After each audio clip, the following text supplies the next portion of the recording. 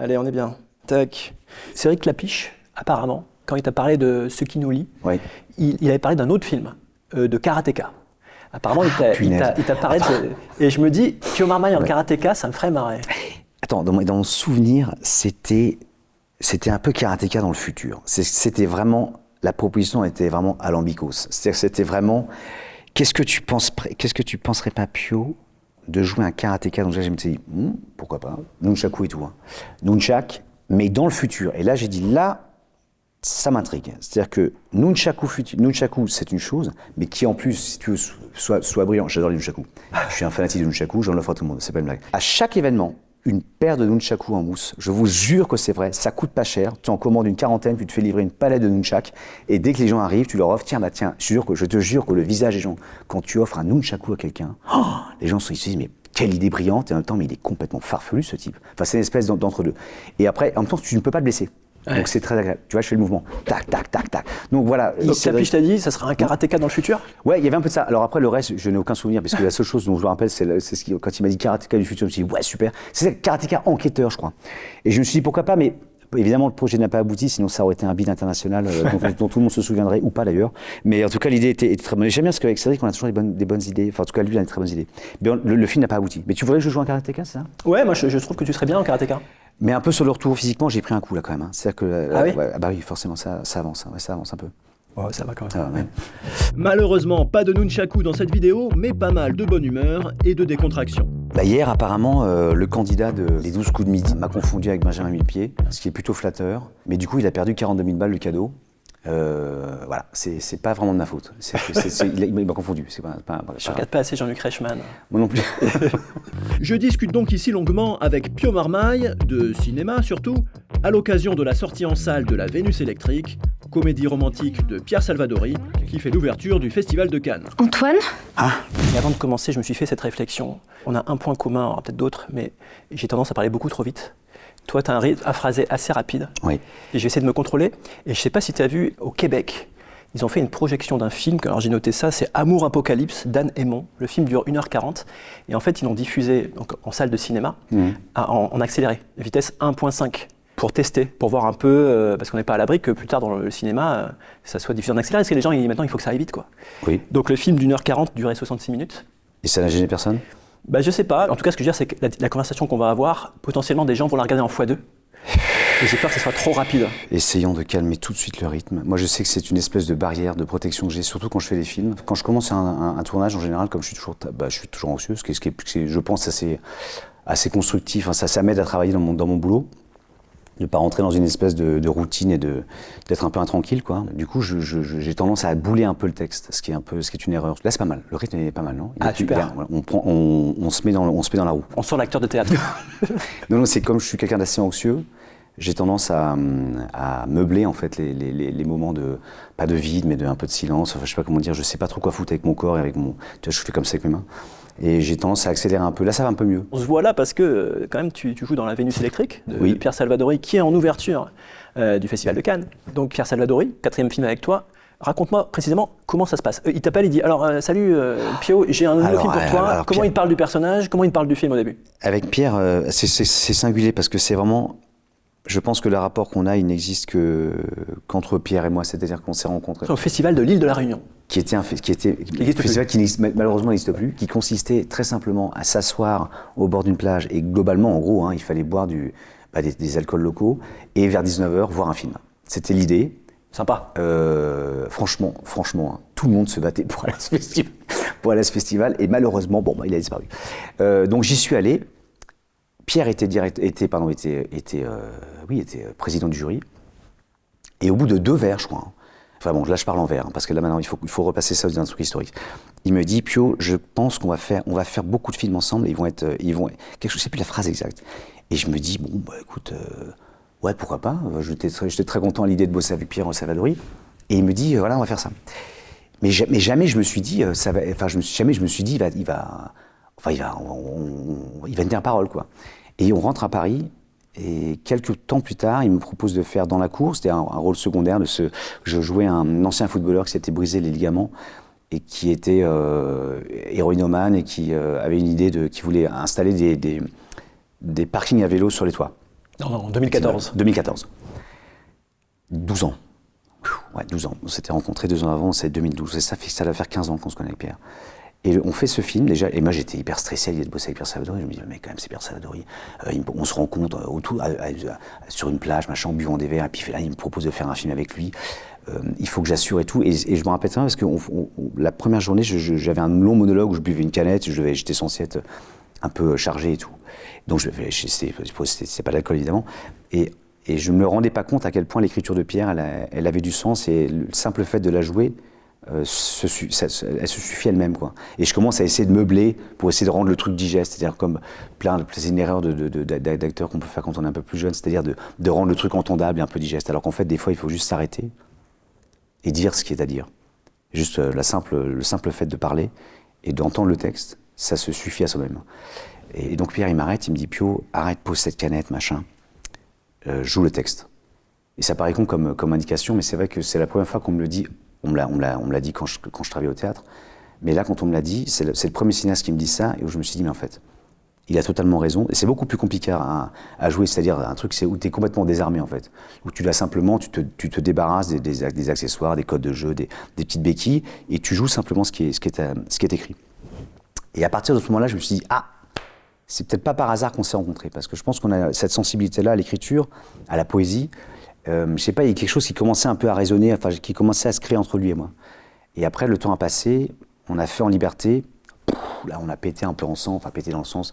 Qui était à Cannes déjà. Qui était à Cannes à la quinzaine, je me rappelle, on part à la quinzaine ensemble, et je me rappelle de Pierre qui ouvre, il avait le Figaro, j'avais une photo de lui comme ça, il y avait une photo il y avait écrit Cannes Harry, avec Pierre qui était juste derrière, qui regardait ce journal, et ça m'avait marqué parce qu'on s'était dit, putain Pierre, peut-être qu'un jour on sera à Cannes en officiel et tout, et on fait la petite bande, et là on fait l'ouverture du Festival de Cannes. Donc bon bref, émotionnellement c'est vrai, quand on se l'est dit quand même, on s'est dit un moment, on est parti de 2 mecs qui trinquent, il y a 15 ans, tu vois, un festival qui a disparu, en se disant, bon bah salut, chin chin, ce serait bien qu'on fasse des films ensemble, à 15 ans après, faire l'ouverture du Festival de Cannes, ça aurait pu être une rencontre assez belle en soi, et faire des films un peu mezzo et mezzo, tu vois, où on s'en fout un peu. Mais en fait, je sais pas ce qui s'est passé, il y a eu une espèce de truc un peu, pour une fois, un peu positif dans le divin, quoi, qui a fait que, paf, les 2 personnes se sont rencontrées au bon moment, dans le domaine de compétences où ils pouvaient farfouiller les trucs un peu brillants et un peu, je sais pas comment dire, et un peu excitants, quoi. Et c'est vrai que c'est assez émouvant, en vrai, quand tu te dis... ça aurait pu être un peu correct, mais là tu te dis, paf, on fait ça et on fait la Vénus électrique. Est-ce qu'il n'y a pas le risque, tu parlais d'un confort, de se retrouver dans le confort, c'est-à-dire qu'au bout de la 4e fois, d'être dans les routines, c'est comme les vieux couples? Alors tu penses que les vieux couples vivent une routine? Alors, malheureusement, j'ai le sentiment ça, mais ça rentre dans l'intime, là. Ça dit beaucoup de ma vie amoureuse. D'accord. Mais quand on est acteur et quand on fait un film, peut-être qu'il y a le risque, ça je sais faire, on fonctionne comme ça. Mais alors, je pense que cette routine dont tu parles peut s'installer quand tu es quotidiennement avec quelqu'un. Quand tu vois un cinéaste peut-être tous les 3 ans, si tu arrives à rentrer dans une routine parce que tu vois quelqu'un 2 mois tous les 3 ans, c'est qu'il y a quelque chose qui va pas. Enfin, je pense. Est-ce que ça veut dire que les tournages ne se ressemblent pas? Non, absolument pas. Ils ne se ressemblent absolument pas. En quoi, par exemple? Par exemple, sur la Vénus électrique, Pierre était beaucoup plus détendu. Ce qui était très agréable, parce que Pierre est un mec qui incarne ce qu'il filme. Et que par exemple, quand je l'avais dans l'axe, là, je joue avec toi par exemple, et il est juste au niveau de la caméra là, et donc il a le combo, et donc il a le truc, il regarde, et il est vraiment, il joue comme ce que je suis en train de jouer, mais en plus, parce qu'évidemment, bref, là je le vois, et puis il est possédé quoi, il est possédé, mais calme, mais il est possédé. Et j'ai dit, Pierre, écoute, tu ne peux pas te foutre dans l'axe, je peux pas te voir. C'est que j'essaie de me concentrer sur un mec qui est détruit par la perte de sa femme, qui est là, et la chiale, et je vois Pierre qui est là, je suis à 2 mètres de moi, et j'ai dit, Pierre, enlève-toi quoi, je ne peux pas, je suis désolé. Donc il me dit, pardon, Pierre, pardon. Tu vois, il s'en va, et c'est pas grave. Mais en tout cas, c'est quelqu'un qui, et ça c'est très agréable aussi, putain, qu'est-ce que c'est agréable ça, de travailler des cinéastes qui sont investis quoi. C'est des gens qui sont, alors je dis pas, je ne demande pas aux cinéastes de s'agiter derrière le combo, mais de sentir des gens dont le moment et le travail est quelque chose d'investi, de festif, de joyeux, quoi. En De plus, pas dire- il est scénariste en plus. Oui, bien sûr, C'est bon. bien sûr. Oui, c'est un excellent dialoguiste. Tu vois, où tu te dis pas, voilà, on arrive le matin, qu'est-ce qu'on va faire? On va faire un plan large, un champ contre champ. On s'en fout de ça. Ça ne m'intéresse pas. Ça n'intéresse personne et ça sent dans les films. Enfin, c'est mon avis, quoi. Ouais. J'aime bien l'idée de dire, putain, c'est quelque chose, c'est un luxe, quoi. On est en train de fabriquer un truc ensemble. Je sais pas. Allons-y, quoi. Je sais pas comment dire. Essayons de faire en sorte que ce truc-là, il soit, ouais, électrique. Enfin, j'aime beaucoup ce mot, moi, électrique. Il y a une scène que j'ai bien aimée, et je voulais t'en parler, Ouais, dis-moi. où tu es pendu au plafond. Je dis pas pourquoi il n'y a pas de oui, contexte. Tu as les pieds pendus au plafond, la tête en bas. Ouais, ouais. Comment on joue la tête en bas? Est-ce que ça change quelque chose?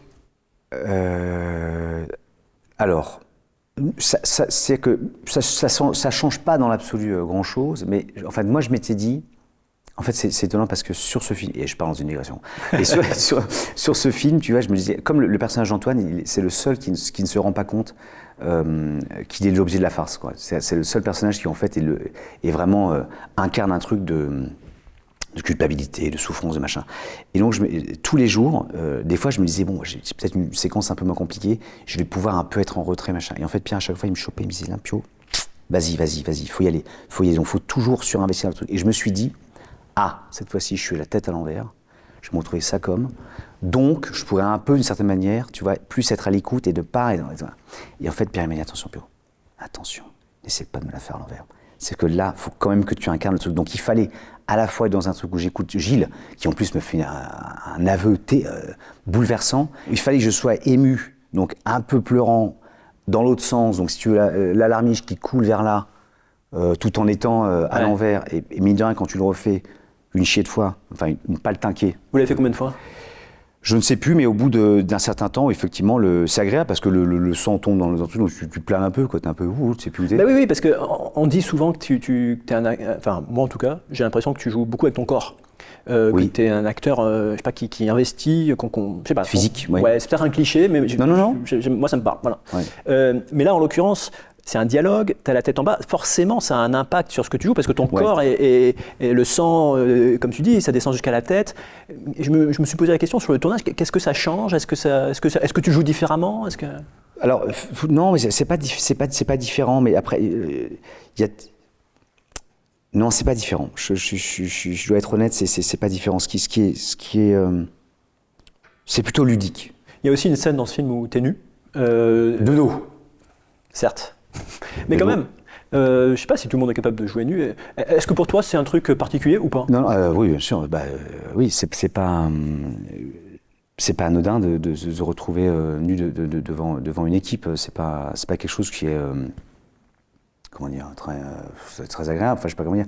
Là, en fait, tout dépend du regard qui est posé sur toi. Tout dépend c'est qu'une question de confiance en la cinéaste, en le cinéaste, en les partenaires qui sont là. Aussi au coordinateur d'intimité. Ouais, c'est ça.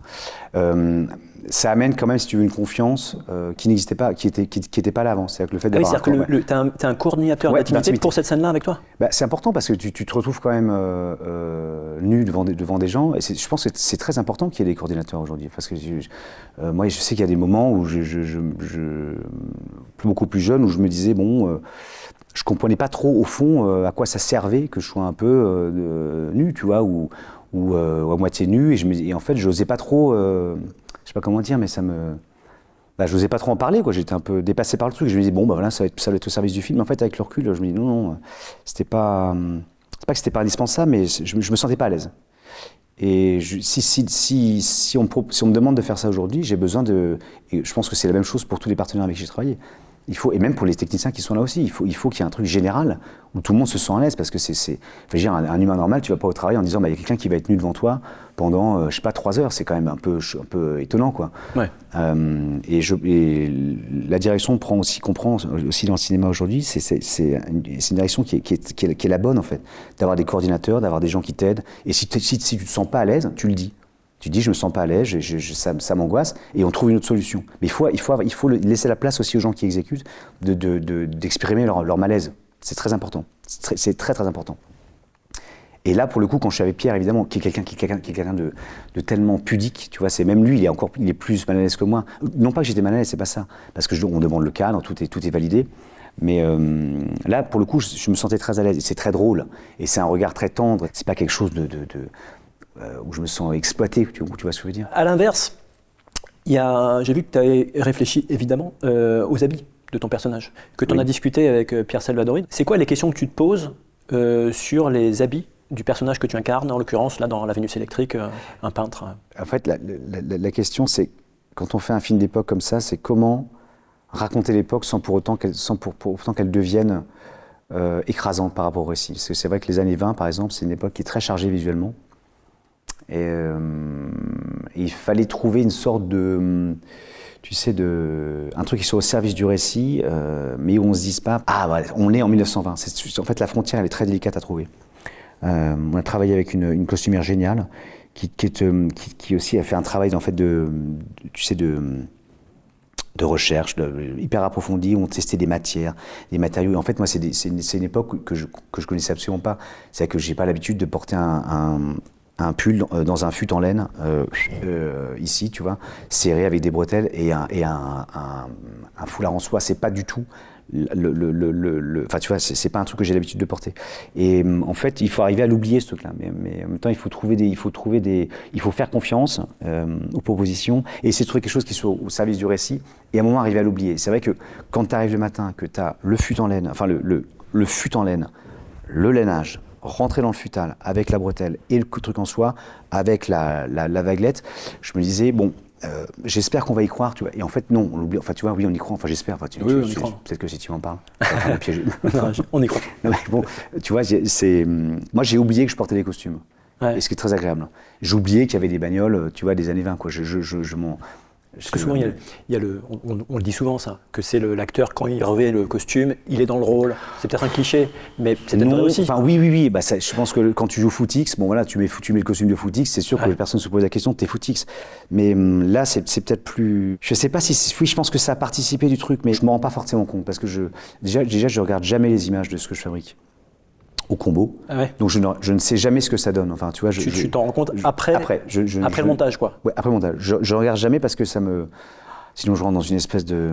Tu sais, ce truc un peu de regard sur soi, un peu soit d'estime, soit de mésestime. Enfin, c'est terrible. Et du coup, tout devient un peu intellectuel. Enfin, j'intellectualise tout. Je me dis, ah, là, j'aurais dû faire ça. Oh là, je suis comme ça. Ah, là, j'ai ça. Tu vois, c'est un truc qui est pas sain. Ta mère était costumière. Je me suis posé la question si justement le rapport au costume était aussi peut-être lié à ça. Ça joue forcément parce que ma mère était costumière à l'Opéra de Strasbourg, donc oui, il y a forcément, et elle fabriquait ses propres habits. Donc c'est vraiment quand j'étais enfant, je rêvais que ma mère s'habille comme tout le monde. Ah oui. J'avais cette angoisse qu'elle arrive habillée avec des trucs un peu, tu vois, un peu excessif, un peu rococo. Elle n'était pas tout le temps habillée comme ça, mais un jour elle était arrivée avec les cheveux teints en 4 couleurs différentes et je m'étais dit non, enfin je sais pas comment dire, ça m'a vraiment marqué, quoi. Enfin c'était con, mais je suis trop fier de mes parents et ça n'a rien à voir, mais j'avais ce besoin de normalité. Je me disais non, mais j'aimerais vraiment arriver à me fondre dans quelque chose et qu'on se fasse pas trop remarquer.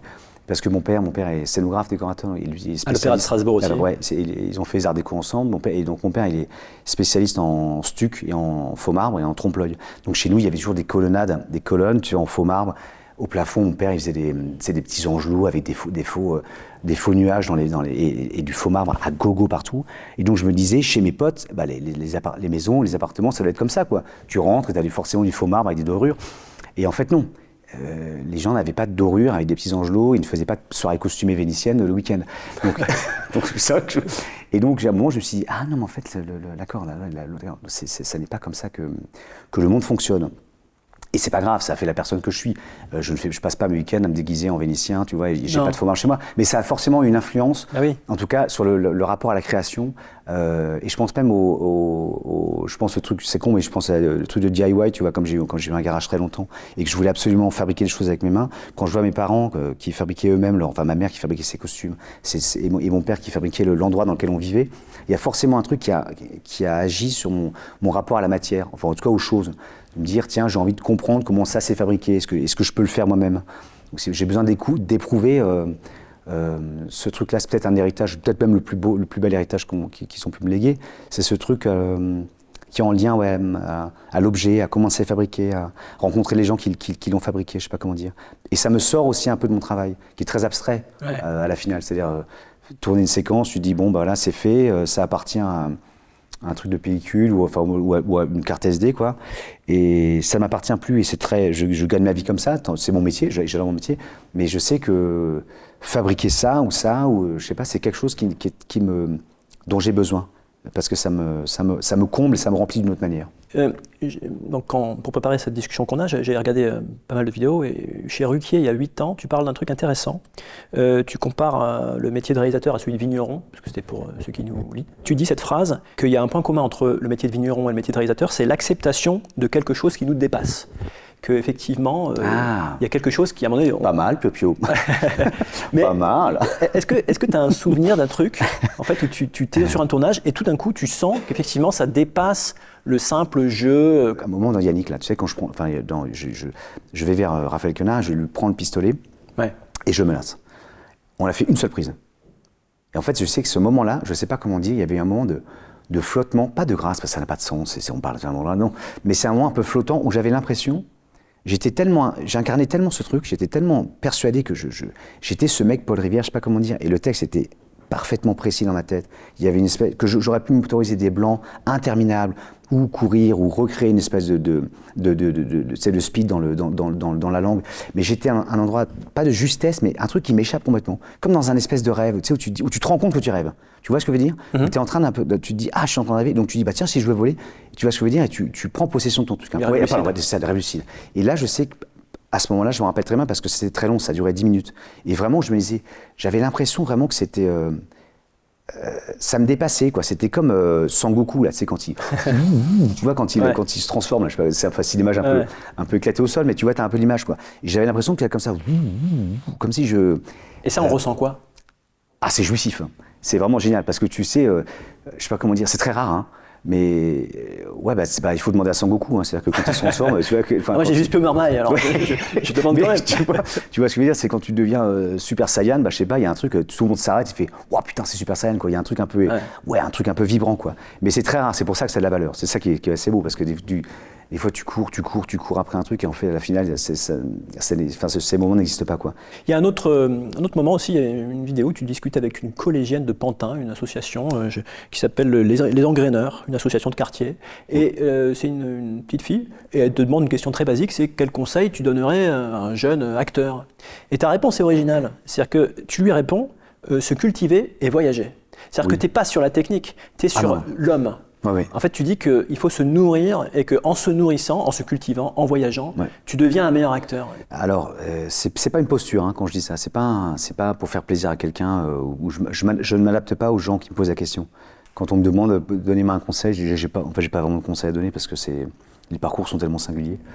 Mais en tout cas, je sais que pour moi, je crois beaucoup à l'épaisseur en fait humaine. C'est-à-dire les gens que j'écoute, je sais pas, des gens qui me fascinent, je sais pas, des gens quand ils rentrent dans une pièce, je pense à des plasticiens ou des chorégraphes, je sais pas, il y a quelque chose, leur existence, le rapport qu'ils ont au monde, au voyage, à la culture, à la découverte, et c'est souvent en lien avec un truc de simplicité et d'abandon, c'est-à-dire de pas être dans quelque chose de cultiver l'efficacité, d'être dans le droit au retrait, de pas être tout le temps bam, actif, et de me proposer jusqu'à dégueulement, tu vois, c'est quelque chose...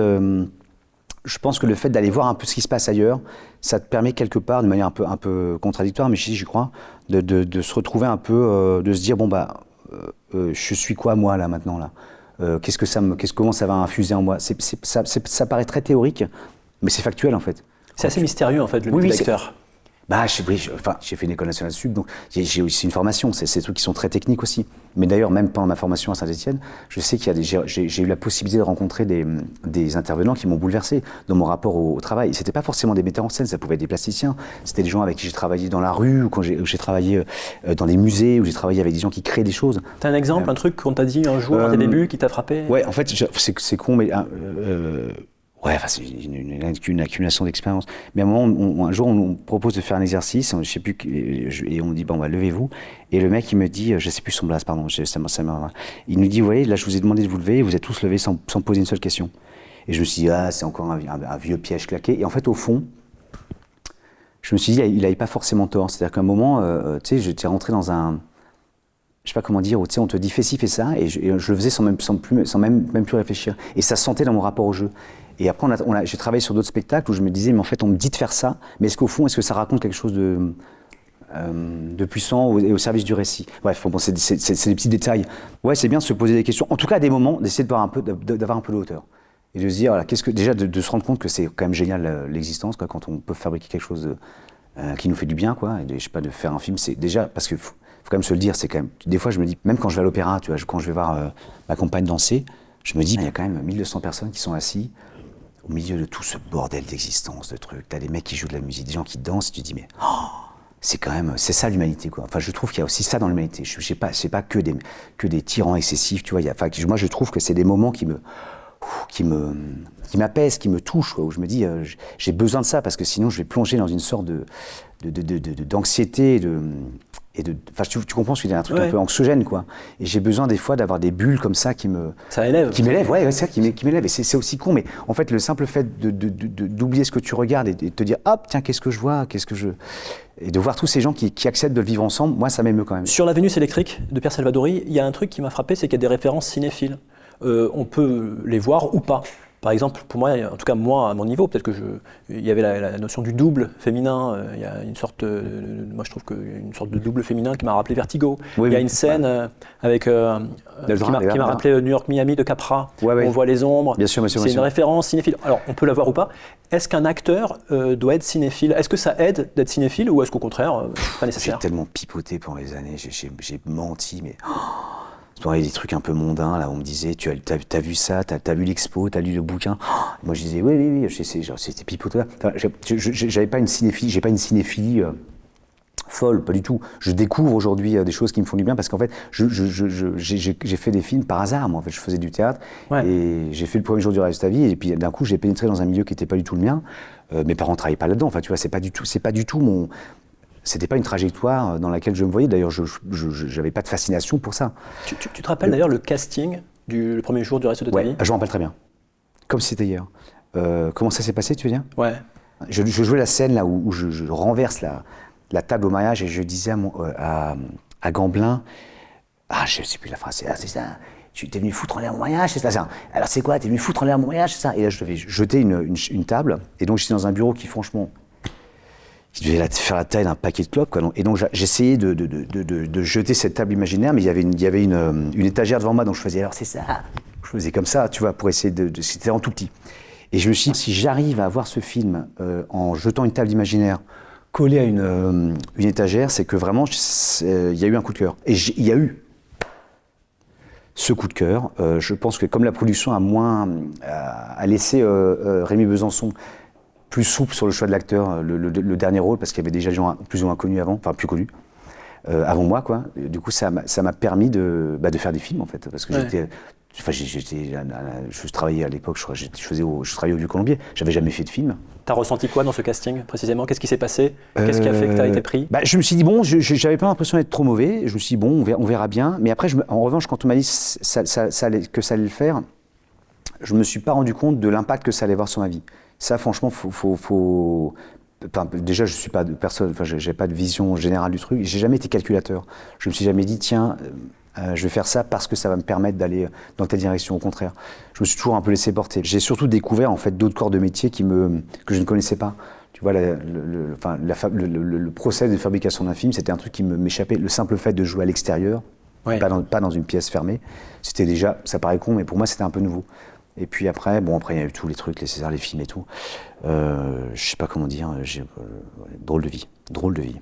On s'était vu à Cannes l'an dernier pour Le Roi Soleil et on parlait de ton métier d'acteur. J'ai ressenti qu'en fait, c'est pas dis-moi si je me trompe. Oui. On se connaît pas, hein, mais je m'étais dit, en fait, t'es pas un mec qui intellectualise ton métier. Tu fais et tu réfléchis peut-être a posteriori, mais j'ai l'impression qu'il y a des acteurs qui réfléchissent beaucoup et des acteurs qui sont plus instinctifs. Alors évidemment, c'est pas noir ou blanc. Et toi, tu es dans le côté, tu fais, tu réfléchis pas forcément. Mais parce que, oui, enfin, il y a instinctif, oui, probablement que mon instinct, il s'est un peu plus affiné année après année.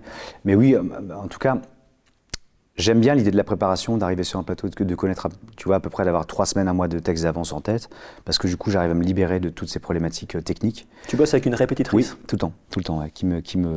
La même? La même, oui. Depuis que j'ai fait le film de Thierry de Peretti, pardon, Enquête sur un scandale d'État, où j'avais vraiment des tartines de texte. Sur le scénario, il faisait 200 pages. Et je devais parler du trafic de stupes international.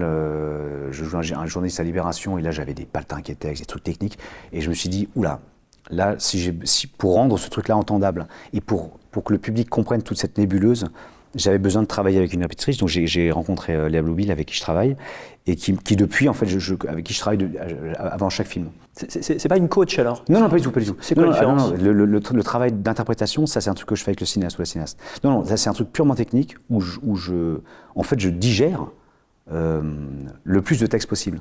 Parce que je me rends compte que chacun bosse. Enfin, par exemple, il y a des acteurs qui arrivent le matin, qui ne savent pas le texte, et qui l'apprennent, tu vois, qui ont besoin de ça pour travailler.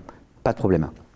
Moi, je suis parti d'une autre école de travail, j'ai besoin de tout savoir en amont. Ce qui fait que je ne sais pas comment, mais mon cerveau arrive un peu à... Mon cerveau n'a pas trop de problème pour oublier les choses. Donc il est intégré en moi, et hop, tac, je l'oublie, et je sais que 2 jours avant, je rejette un coup d'œil, et je sais exactement vers où on va. Mais j'ai besoin de ça, c'est un truc comme une sorte de... ça me rassure. Je me suis dit un truc, en fait, avant de te voir, parce que à chaque fois, la promo, en fait, on est là, on parle des films, mais en fait, le tournage du film, il date d'il y a des mois. Est-ce qu'il n'y a pas un côté étonnant de parler d'un film, en fait, qui, s'il faut, c'est sur un autre projet, ouais. et tu parles, t'es toujours en décalé, quoi. Alors là, c'est assez singulier, parce que Pierre Salvadori, en général, sur les films que j'ai fait précédemment avec lui, il travaillait en termes de montage, c'était genre plus d'1 an de montage. Enfin, entre la fin de tournage et la fin de la post-production, il y avait plus d'1 an qui passait. Je dirais même 1 an et demi. Donc c'est vrai que là, en Liberté, par exemple, c'est vrai que le projet, du coup, était beaucoup plus lointain.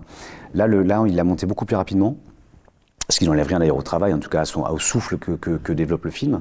Mais non, parce que ça dépend des films, je ne vais pas te mentir. C'est-à-dire que le film de Pierre, en tout cas, La Vénus électrique, c'est un film qui m'a tellement marqué. Ah oui? Oui, en tant qu'acteur. C'est-à-dire que la partition qu'il m'a écrite était telle, parce que ça m'en demande en termes d'investissement émotionnel, de travail. Aujourd'hui, en tant qu'acteur, j'ai besoin d'avoir des projets où il y a un sens de l'écriture, où je ne suis pas dans du bavardage. Disons que l'anecdote en soi ne m'intéresse plus vraiment. C'est-à-dire que j'ai besoin de me sentir à ma place d'acteur. C'est-à-dire où je me dis, tiens, je vais travailler le matin et ça ne va pas être facile à faire. Ça ne va pas être un truc évident. J'ai besoin de me dire, ces années de travail et de formation me servent à quelque chose. Il y a aussi un truc particulier sur les tournages, c'est qu'on vit des choses a priori assez fortes avec des gens, et puis après, on est sur un autre projet, on ne voit plus ces gens. C'est un mode de vie assez singulier. Mais en fait, je pense que quand j'étais plus jeune, je découvrais aussi cette sensation géniale de bande, en fait, de troupe qui existe dans le théâtre ou dans le cinéma, dans les endroits de création collective. Et émotionnellement, ça m'atteignait quand je finissais un film, parce que je me disais, effectivement, j'ai passé du temps avec ces gens, il y avait un truc d'abandon, de joie quand le film quand on fait un film pour lequel on a de l'estime, quoi. Et c'est vrai que ça me brisait un peu le cœur. Je me disais merde, on se verra plus. Et puis là, c'est comme une fin de colonie vacances, mais oui. Dans la manière dans le souvenir que je peux en avoir quand j'étais plus adolescent ou enfant. Mais aujourd'hui, c'est très différent. Ça veut pas en fait, très souvent, parce que je recroise aussi certaines personnes, des techniciens avec qui j'ai déjà travaillé, ou des actrices ou des acteurs que je connais déjà. Au bout de 20 ans, c'est normal. Enfin, je pense que c'est un peu plus ou moins normal que de recroiser un peu certaines personnes. Pierre Salvadori, Audrey Diwan, oui, c'est ça. Il y en a plusieurs avec qui tu as retourné plusieurs fois. C'est ça. Rémi Besançon. Oui, c'est ça, ou Clapiche. Et il y a ce truc du coup familial, parce que c'est des gens qui souvent travaillent avec les mêmes techniciens. Donc, du coup, tu vois ce que je veux dire, ouais, on retrouve un peu cet univers et cette énergie. Je prends 2 exemples. Ce qui nous lie, c'est vrai que Clapiche, il a tourné sur plusieurs mois parce qu'il voulait plusieurs saisons. Ouais, ça c'est génial, ça, ouais. Yannick, 1 semaine. Oui. Quelque part, c'est extrêmement différent. C'est quoi les constantes? C'est quoi qui change? Sachant que c'est 2 films qui t'ont marqué, je crois d'ailleurs. Ouais, c'est 2 films qui m'ont marqué. Justement, je pense qu'en partie par ce que tu soulignes. C'est-à-dire que quand on tourne Ce qui nous lie, c'est-à-dire c'est un film qu'on tourne sur 1 an, enfin sur 1 an. Ouais, c'est ça, sur 1 an. On fait 4 saisons. Je parlais du collectif tout à l'heure, le rapport aux gens avec qui on travaille, à l'espace général qui évolue. Ça paraît con comme ça, mais quand tu fais 4 saisons différentes dans une région comme la Bourgogne, à laquelle je suis particulièrement attaché d'ailleurs depuis ce film, on sent quand même physiquement un truc qui t'entoure, on sent naturellement un décor qui évolue, qui n'est pas falche. C'est pas un travail de décoration, c'est pas de décorateur, c'est un vrai truc que tu éprouves, physiquement, que ton corps éprouve.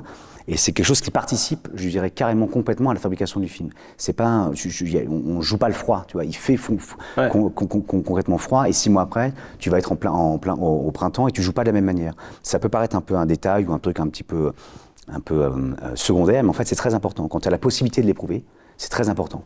Et je pense que ça participe aussi au film. C'est-à-dire que tu te dis, alors c'est vrai que quand j'ai vu ce film, c'est 1h40, c'est-à-dire que tu as 1 an de travail condensé en 1h40. Ça m'a assez troublé, d'ailleurs même encore aujourd'hui, quand je l'ai vu qu'une fois, je regarde mes films qu'une seule fois. Ça m'a vraiment... j'avais du mal à me... Déjà qu'en général, quand tu te fais un film, ça dure 2 mois, et j'ai toujours du mal à tout remettre un peu en place. Là, sur 1 an, ça m'a vraiment... il y a tellement de souvenirs qui surgissaient. En plus, j'ai rencontré François Civil et Anna Girardot aussi, qui sont devenus des amis. Donc c'est quelque chose... C'était une sorte de quasi familial. Ouais. Un truc de rendez-vous qui me rassurait. Même dans l'année, dans tout le procès de fabrication, parce que je travaillais au théâtre aussi en même temps, je joue un mec, je jouais dans la pièce, c'est Roberto Zucco. Ouais. Je joue un assassin, c'est quand même...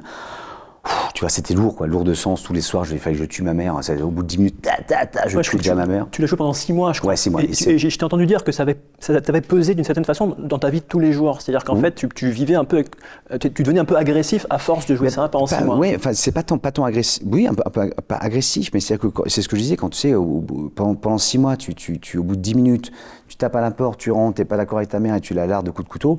Bon. Tous les soirs, c'est vrai que même en ayant, moi j'ai toujours mis de la distance, tu vois, entre mon travail, les rôles auxquels je fabrique et ce que je peux être. C'est vrai qu'au bout de 6 mois, il est vrai que, je pense qu'une personne normalement constituée, ce que je pense être, ça m'a atteint, quoi. C'est vrai que j'étais un peu plus nerveux, quoi. Et même dans mes rêves, je sais que ça avait une incidence. Ah, tu rêves de tes rôles ? Non, mais là, en tout cas, je me rappelle que c'était assez agité, quoi. C'est-à-dire que je n'étais pas en train de poignarder quelqu'un, mais tu vois, c'est un truc, tu vois, tu vois, ces trucs un peu tourbillonnants, quoi. Bref. Et pour en revenir à cette temporalité, quand je fais Yannick... Donc là, 1 semaine de tournage. 1 semaine, et ça faisait partie aussi du process. C'est quand Quentin Dupieux me propose ça, je lui dis, mais attends... Comment ça, 1 semaine? C'est-à-dire, on tourne le film en 1 semaine? Et il me dit, ouais, c'est ça, on va faire le film. Et donc là, je lui dis, mais attends, merde. J'étais paniqué pour le texte parce qu'on avait quand même des grosses tartines. Et je dis, mais attends, mais merde, comment je vais faire? Parce que moi, j'étais un peu dans un truc, j'étais un peu flippé.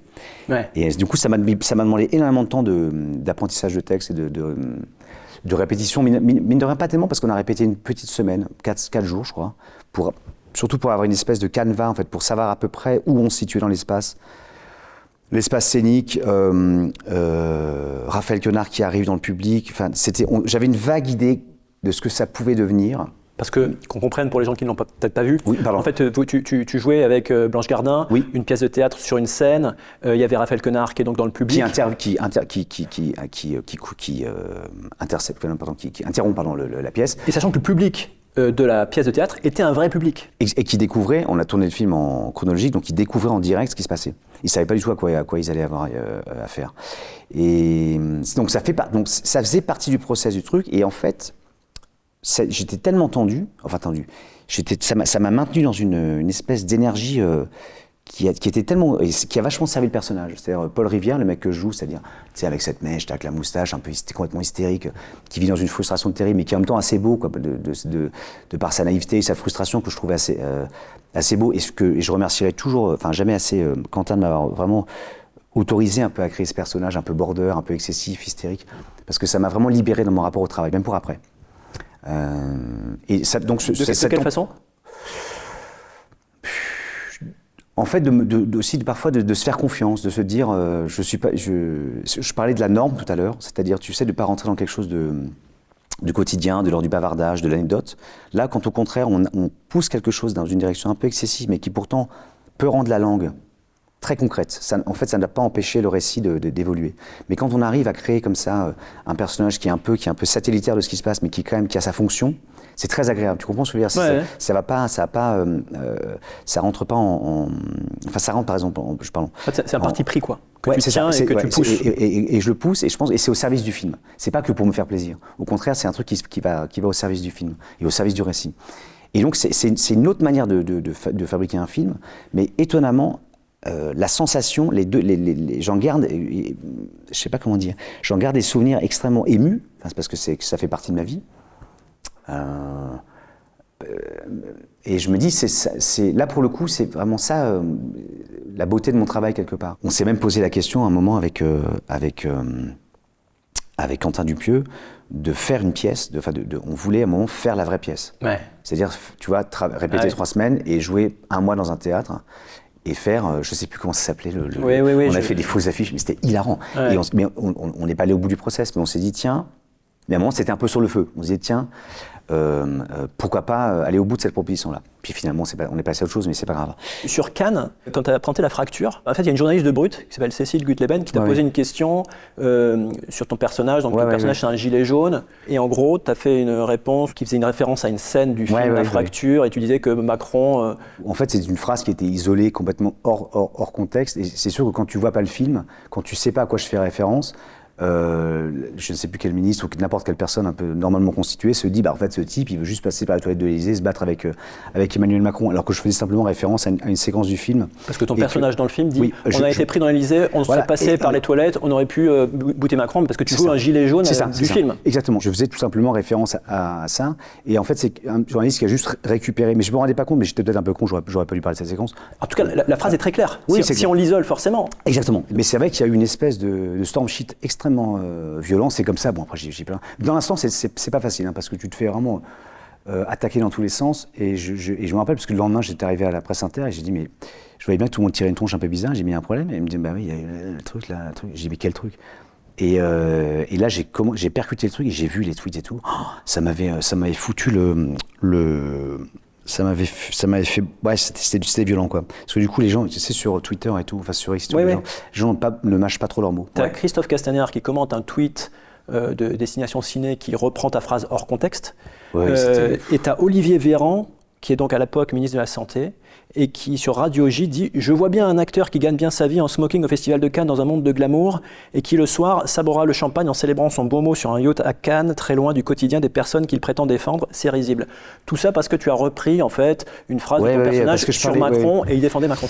Mon propos, c'est, est-ce que, avec les réseaux sociaux, avec tout ça, est-ce que toi, quand tu fais la promo de tes films, est-ce que c'est angoissant? Est-ce que tu as peur de dire une phrase? Là, l'interview qu'on a, il y a une phrase qui sort. Comment tu le vis? Non, mais cet épisode était assez douloureux parce que c'est la première fois, la seule fois où ça m'est arrivé. Tout dépend en fait du film que tu proposes. La Fracture, c'était politique. Oui, c'était un film très politique, enfin très politique évidemment, surtout dans une période un peu qui était très tendue à l'époque. Et le fait de jouer un gilet jaune, ça n'est pas anodin. Et je n'ai pas sabré le champagne sur un yacht le soir même, pas du tout. Évidemment. Absolument pas. C'est pas du tout l'idée. J'ai le sentiment que, surtout l'année prochaine, il y a la présidentielle et tout, que parfois, il y a les politiques qui s'emparent du cinéma. Tu sais, maintenant, il y a la question du CNC. Chenu, là, du Rassemblement National, chez France Info, il dit « Un bon film se juge au nombre d'entrées qu'il fait ». Ce qui est une vision des choses. Mais est-ce que tu la partages? Alors, la problématique, c'est que quand on parle d'art, l'art, c'est pas un luxe, c'est une nécessité. C'est-à-dire que c'est un endroit où, en fait, on ne peut pas demander à un artiste d'être dans un rapport mercantile pur et de dire il faut que tout soit rentable. C'est pas possible. L'exception culturelle française, c'est quelque chose qui a été bâti justement sur un endroit. C'est un endroit absolument génial où on laisse la parole aux gens. Et c'est pas parce qu'on prend la parole qu'il faut absolument qu'elle soit entendue par tous et qu'elle ait une résonance dingue et que tout le monde se sente concerné et qu'elle soit absolument rentable. Je pense qu'il y a des endroits où il faut simplement, on a le droit à l'échec. Et c'est pas parce qu'il y a des films qui ne m'intéressent pas en France, qui sont fabriqués, je n'irai pas les voir, c'est pas les films qui me fascinent, mais c'est pas pour autant que je ne veux pas qu'ils existent. Et je pense que ça, c'est un truc qui doit être entendu par tout le monde. Si on a la possibilité de les fabriquer, il faut qu'ils existent. Il faut du cinéma pour tout le monde. Et de limiter aussi simplement la création du cinéma contemporain français à un cinéma de gauche ou un cinéma de droite, c'est complètement naïf. Enfin, et je trouve ça un peu dommage, parce qu'en fait, il y a du cinéma pour tout le monde. Si on prend le temps de vraiment regarder les 250 films français qu'on fait en France par an, on se rend bien compte qu'il y a un panel assez génial et qui correspond à des tonnes de public. Et je ne pense pas qu'il faille se séparer de l'un ou de l'autre, c'est pas possible. Enfin, ou des mecs du milieu, enfin, tu comprends ce que je veux dire. Bien sûr. Et je suis pas en train de faire j'ai pas un discours un peu mezzo et mezzo, c'est pas ça. Il faut juste se rendre compte de la chance qu'on a de pouvoir les faire et de célébrer ça. Et si on commence à sabrer là-dedans de manière un peu naïve en disant il faut absolument que ce soit rentable, l'art, c'est pas forcément rentable en fait. Et si on dit à un artiste, il faut que toutes tes œuvres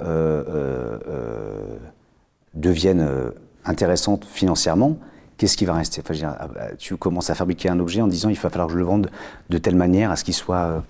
Enfin, il va falloir que je fabrique quelque chose qui a une valeur financière. C'est pas je sais pas comment dire, c'est un peu twistos de dire ça à un artiste, non? Pour conclure, je voudrais revenir au cinéma, parce que quand on s'est vu il y a un an à Cannes, et tu me disais à l'époque que tu envisageais de réaliser un film d'horreur. Alors je vais prendre des nouvelles. Un an plus tard, le film d'horreur de Pio Marmaille, où en est-il? Alors ça n'est plus un film d'horreur, mais en tout cas, oui, ça avance. Ah, ça avance dans le bon sens. Ça avance dans le bon sens. Il y a deux projets très distincts. Non, c'est pas des films d'horreur. Il y a un film relativement violent. Ultime Vengeance 3. Non, je n'irai pas jusque... Non, Ultime Vengeance 2 appartiendra toujours... Il est... Ultime Vengeance 2, c'est un film que tu as réalisé pendant le Covid, qui est sur YouTube, que les gens peuvent voir, qui est une parodie des films d'action. Sur la plateforme, il faut taper Ultime Vengeance 2, les origines. Toute ma famille y participe, et vous verrez, c'est relativement truculent. Non, là, ça avance dans le sens où je travaille des productions, et c'est en écriture. Donc, alors, est-ce que c'est moi qui vais réaliser le projet? Je ne sais pas. En tout cas, j'aime bien l'idée aujourd'hui d'être à l'initiative de films dans lesquels je vais travailler. C'est-à-dire que plutôt que d'attendre des scénarios dans lesquels je voudrais travailler, qui n'arrivent pas forcément, je me dis, pourquoi pas travailler avec une boîte de production, avec des scénaristes, et en fait, fabriquer un objet, quoi. C'est plus un métier de producteur que de réal, finalement. Oui et non, parce que pour l'instant, en tout cas, je participe vraiment activement au projet, que ce soit très en amont à l'écriture, et pourquoi pas en termes de réalisation, mais en tout cas, l'initiative du projet, c'est quelque chose que je ne connaissais pas. D'accord. Et c'est un truc qui me plaît.